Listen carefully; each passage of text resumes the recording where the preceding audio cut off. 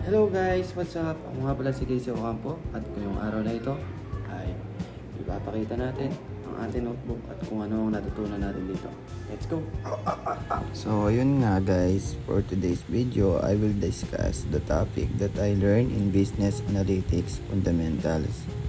So ayun guys, dahil malapit na yung exam, nagre-review tayo para sa linear regression kasi masyadong mahaba. Pero di yun problema guys. So yun guys, pagkaralan na natin, ituturo sa mga bata kung ano yung natutunan natin. Tara guys, samahan nyo ako.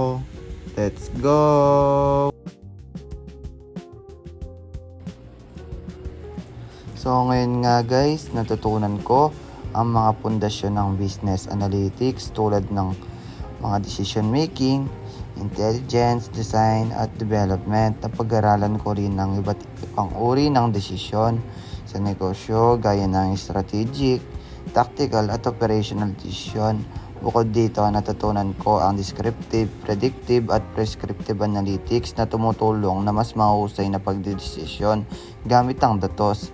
Sa data statistics naman, natutunan kong gamitin ang Microsoft Excel sa pag-ayos pagsusuri ng data, pati rin sa pagkwenta ng mean, median at mode. Napag-aralan ko rin ang census at sampling, standard deviation, sample proportion at linear regression.